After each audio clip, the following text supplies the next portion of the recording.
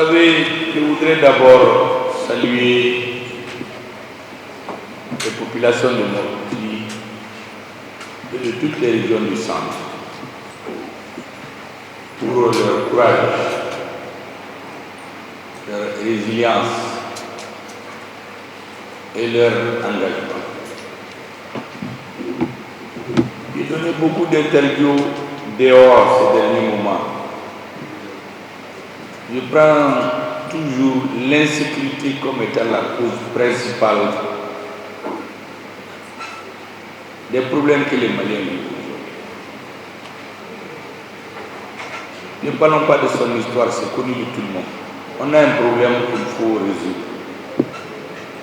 Nous avons ciblé dans le plan que j'ai lancé hier, au nom du gouvernement, au nom du président de la transition, de toutes les autorités de la transition, un plan qui concerne 4,5 millions de Maliens sur les 20 millions. Ça veut dire que l'insécurité dont on parle, on peut penser que c'est seulement dans les 5, au niveau des 4 millions, mais on a laissé le nord, on a laissé le sud, on a laissé une partie de l'ouest du Mali, où le terrorisme sévit malheureusement avec l'arrivée avant l'arrivée de cette autorité. Aujourd'hui, nous devons tout prendre en charge. Mais vu que les choses sont concentrées dans les régions du centre, le gouvernement a élaboré un programme spécial pour les régions du centre. Parce que nous pensons que si l'insécurité est maîtrisée au centre, ce serait un grand pas pour nous. Les discours que j'ai entendus aujourd'hui de la part de la population de Mopti, que j'ai entendu ce matin de la part des handicapés et des personnes démunies, que j'ai entendu hier dans les différents exposés du rapport sur le lancement, dans le discours du gouverneur aujourd'hui, je crois que le problème est bien cerné. Tous ceux qui ont intervenu ont fait des constats. Et l'analyse a été faite par les différents représentants, notamment le gouverneur. Qu'est-ce qui reste? Les solutions. Avant de venir à Bamako, dans les régions du centre, j'ai rencontré le 14 mars à Bamako les ressortissants du Mopti à Bamako. Nous avons parlé de beaucoup de choses, mais ils ont dit 3 choses que je voudrais vous répéter. Madame est revenue là-dessus. Les populations de Mopti, des régions du centre, sont conscientes des difficultés qu'elles ont, mais les remercient les forces armées de sécurité. Parce que tout le monde sait que la situation d'aujourd'hui, elle est meilleure. Elle n'est pas ce que les gens veulent, mais elle est meilleure qu'hier, qu'avant-hier. Grâce à quoi? Grâce aux forces armées de sécurité. La paix n'est pas totalement revenue, mais elle est meilleure. Deuxièmement, ils ont dit que les 2 grands problèmes de la région, chez eux à Mopti, j'ai compris de la ville de Mopti, c'est l'eau et l'électricité. Voici les 3 grands problèmes. Il y a beaucoup de problèmes qu'ils ont cités, mais c'était les 3 grands.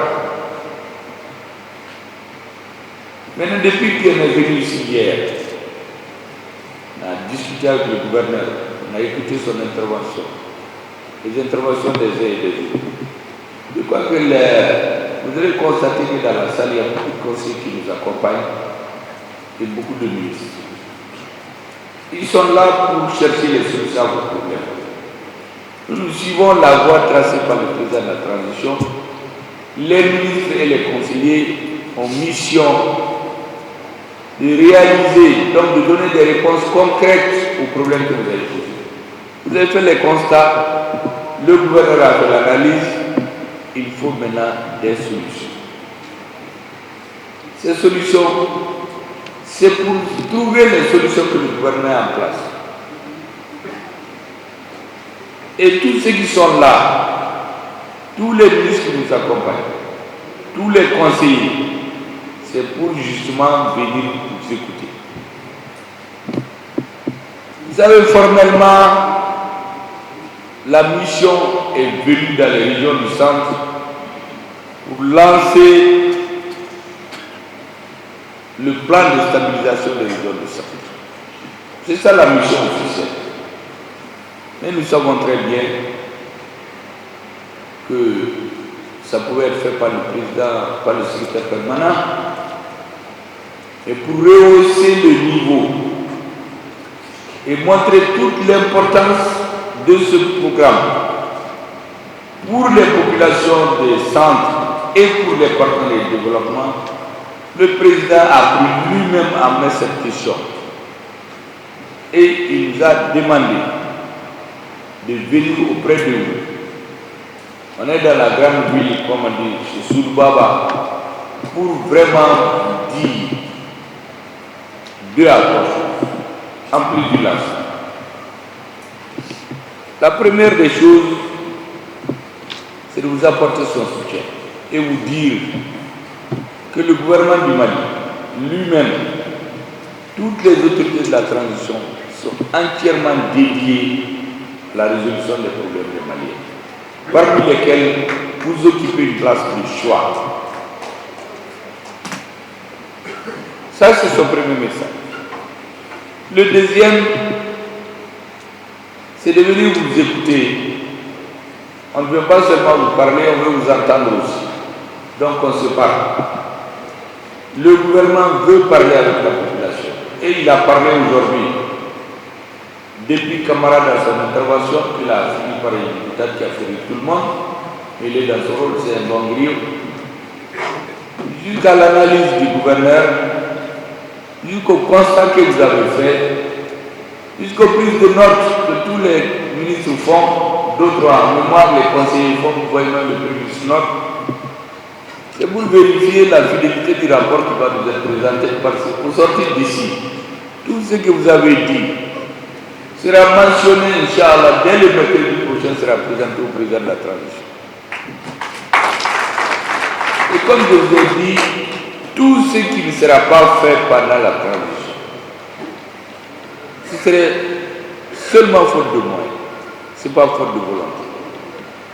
On fera tout pour tous les Maliens du nord au sud. Et les solutions, je crois, seront apportées tant que faire se peut. Parce qu'il y a beaucoup d'économies qui sont faites, que nous orientons exclusivement pour la résolution des problèmes. Le cas de Mopti, vous voyez le prix de l'énergie et de l'eau, j'ai tenu à ce qu'il soit là, il a eu une urgence ce matin, semble-t-il, mais j'ai tenu à ce qu'il m'explique quelle réponse on apporte aux populations de Mopti dans l'immédiat, en attendant de voir les autres questions. Vous savez, il y a 1 ou 2 semaines, j'étais à Gao, ils ont les mêmes problèmes. Sauf que chez vous, il y a un début de solution pratique. Le ministre de l'Énergie de l'eau m'a dit qu'il y a eu des problèmes d'eau ici à cause d'une panne qu'ils ont eu il y a quelques jours. Mais que depuis lundi, à sa connaissance, cette question est en train d'être résolue. Depuis lundi. Pour ce qui est de l'électricité, nous avons un besoin exprimé ici par les forces vives. Sur ces besoins en urgence, sur les instructions du président de la transition et les orientations du gouvernement, il semble qu'il faut 8 groupes électrogènes à multitude éliminés. Il y a 2 qui sont arrivés avec notre armée ici. Et nous avons chargé le ministre de faire tout ce qu'il peut auprès du ministre des Finances pour que le reste puisse suivre dans les meilleurs délais. Voilà les réponses que nous avons données.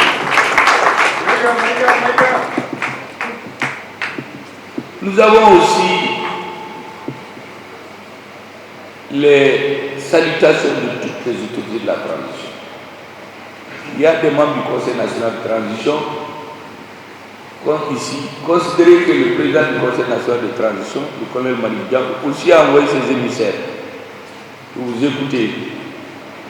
Que le président de la transition que nous représentons ici, que le gouverneur représente, nous envoyer auprès de vous. Ne pas venir parler seulement du lancement du programme Erythro, mais de vous écouter pour renforcer notre connaissance de la région et renforcer les pistes de solutions que nous allons proposer.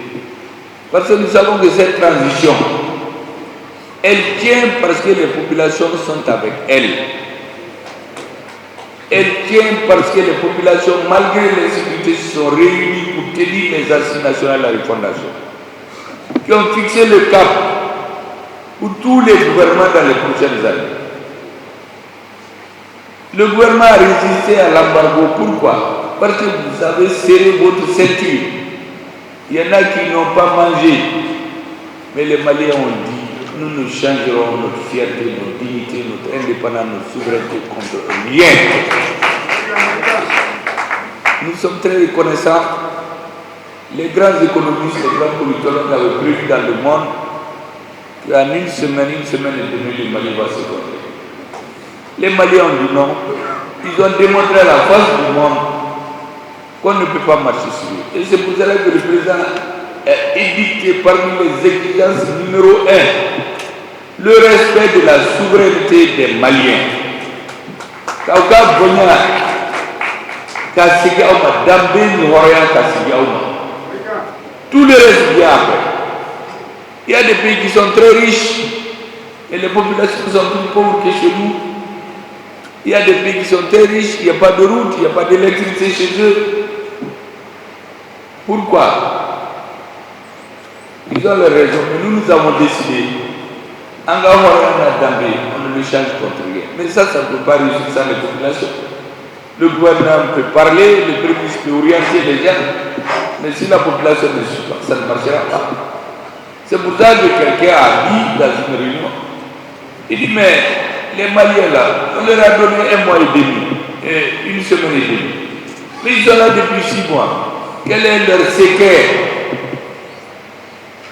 Certains ont demandé à voir notre ministre des Finances, comment il fait. Notre ministre de la Défense, comment ils font.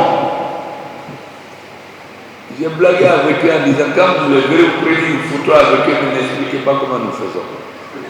Vous pouvez l'expliquer au président qui nous a mis en mission, et les autres doivent continuer à se poser les questions. Parce que les défis sont encore devant nous. Pour tous ceux qui ont écouté la transition de la télévision de l'UDI, ces 2 jours, on parle beaucoup de nouvelles constitutions. Hier, il y a un journaliste qui l'a même détaillé. En réalité, le président a annoncé qu'il va le présenter aux forces vives le 27. Mais après cette présentation, c'est à vous que ça appartient. Il faut que vous l'étudiez, vous l'examinez, vous le compreniez, vous demandez des explications. Par cette constitution, elle a été entièrement faite par des Maliens. Nous n'avons pas recruté un constituant étranger. Nous n'avons pas payé de l'argent à l'extérieur. Nous n'avons pas envoyé des experts à étudier ce qui se passe. Les assises nationales ont dit aux Maliens quel type d'État ils veulent, quel type de dirigeants ils veulent. Le président a fait plus d'1 an et quelques en train de chercher un large consensus pour que le maximum des Maliens se disent c'est ma constitution. Parce que le jour du vote, vous n'aurez pas le temps de lire tous les articles. Vous venez à lire, je suis avec le gouvernement de transition, je dis oui, je suis contre lui, je dis non. C'est tout. Le jour du référendum, la personne ne va lire la constitution. Prenez le temps de le lire. Le souhait du président et du gouvernement de transition, c'est que les régions du centre aient un taux de participation et un taux de vie l'un des plus élevés au Mali, pour montrer que le soutien à la transition, ce n'est pas seulement dans les phrases, c'est dans les actes. Ça va donner du courage au gouvernement pour continuer à travailler et se mettre tous les jours à votre service. Parce qu'il comprendra que sa survie dépend de la volonté des populations au service desquelles elle est. J'ai dit hier que c'est le gouvernement qui est au service des populations et non l'inverse. Voilà les quelques messages que le président m'a demandé de vous transmettre. Je suivais, pour ne pas rendre public le résultat de nos conversations, mais comme on en a parlé à la télévision, la Constitution, ce n'est plus un secret, vous êtes tous appelés à la lire à partir d'après-demain, pour que le jour où on va fixer la date du référendum, les Maliens puissent dire « nous sommes d'accord ». Nous savons qu'il n'y a jamais d'unanimité dans le monde. Et ceux qui diront non aussi sont des Maliens. Mais c'est une loi qui va s'imposer à tous. Nous devons respecter leur opinion, convaincre le maximum de gens qui viennent avec nous. Ceux qui ne voudront pas aussi, bon, comme je l'ai dit, ils ne perdent pas leur nationalité, ils sont des Maliens, on va travailler ensemble. C'est ça le jeu démocratique. On peut ne pas être d'accord aujourd'hui. Certains de ceux qui ne sont pas d'accord aujourd'hui vont être d'accord demain. Mais ça dépend de votre volonté de la donner. Voilà l'essentiel des messages que le président m'a demandé de vous transmettre. Pour le reste, soyez rassurés. Tout ce que nous avons entendu ici n'est pas tombé dans l'oreille des sourds. Nous ferons ce que nous pouvons.